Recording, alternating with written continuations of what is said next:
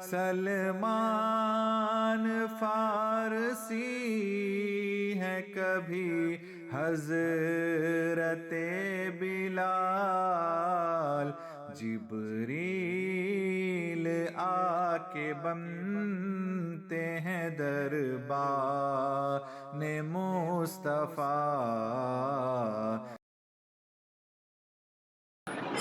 اللہ تبارک و تعالیٰ نے کسی نبی کو بغیر معجزے کے دنیا میں نہیں بھیجا، کسی نبی کو بغیر معجزے کے دنیا میں بھیجا ہی نہیں۔ اور ہر قوم نے نبوت کے طور پہ معجزے کو پوچھا۔ نبوت کے طور پہ حضرت موسیٰ نے کہا میں نبی ہوں، تو لوگوں نے پوچھا کہ نبی ہے تو کچھ معجزہ بتاؤ۔ حضرت داؤد سے پوچھا معجزہ بتاؤ، لوہے کو پگھلا کے ہاتھوں میں پگھلا کے نرم کر کے آپ نے بتایا۔ حضرت موسیٰ سے تو بے شمار معجزے ظاہر ہوئے، بے شمار معجزے حضرت موسیٰ سے ظاہر ہوئے، بے شمار۔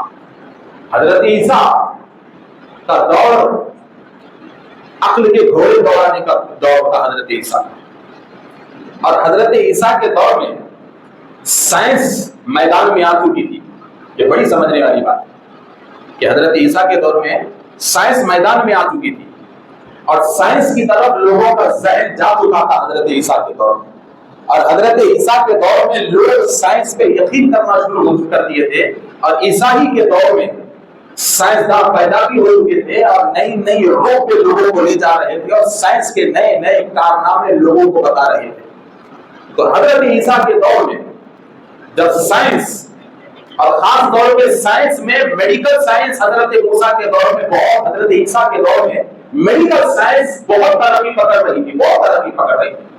اور اللہ تبارک و تعالیٰ نے حضرت عیسیٰ علیہ السلام کی پیدائش سے پہلے ہی زمین کو ایسے ایسے سائنسداں دیا تھا کہ کئی پتوں سے ہزاروں بیماریوں کے علاج پہ وہ دنیا کے سامنے لا چکے تھے۔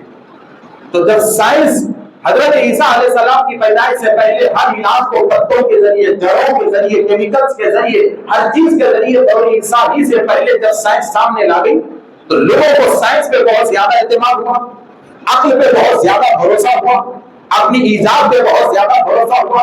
اور حضرت عیسیٰ کی پیدائش سے پہلے ہی کئی لوگ یہ سمجھ رہے تھے کہ یہ خدا اتنا کچھ نہیں ہے، جو کچھ بھی ہے ہمارا ذہن ہے، جو کچھ بھی ہماری قابلیت ہے، جو کچھ بھی ہماری کتاب ہے۔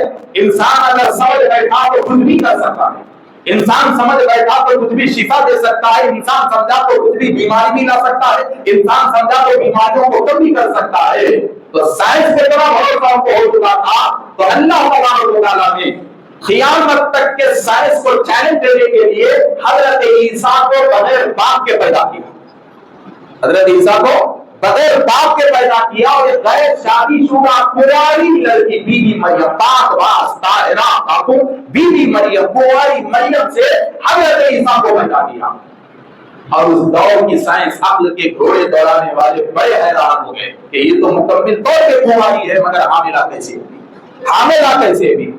پھر گود میں پیدا ہونے والے نو مولود گود کے بچے حضرت عیسیٰ کو زبان دی، اور عیسیٰ نے بات کیا، اور اپنے پیدا ہونے کا اپنی نبوت کا اعلان ماں کی گود سے حضرت عیسیٰ نے کیا۔ تو وہاں کی سائنس کے گھوڑے دوڑانے والے حیران ہوئے کہ پیدا ہوتے یہ بچہ کیسے بات کیا، پیدا ہوتے ہی کیسے بات کیا۔ اور پھر اللہ نے حضرت عیسیٰ کو معجزات دیے، تو اس زمانے کی سائنس کو چیلنج کرنے والے معجزات دیے۔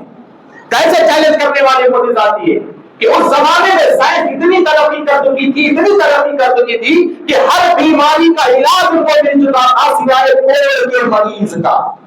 مگر اللہ نے حضرت عیسیٰ کے ہاتھ میں ایسی تاثیر دی تھی کہ کوڑ کے مریض کے ہاتھ پھیرتے تو اسے شفا مل جاتی، شفا مل جاتی۔ اور ماں پیٹ اندھے کہ اگر حضرت عیسیٰ ہاتھ رکھتے تو روشنی آ جاتی۔ اور حضرت عیسیٰ علیہ السلام کے ہوا میں، حضرت عیسیٰ کی سانس کے، آپ کی پھونک میں یہ تاثیر اللہ نے دی تھی کہ اگر آپ مٹی کا پرندہ بنا کر اس میں پھونک دیتے تو مٹی کے پرندے میں جان آ جاتی۔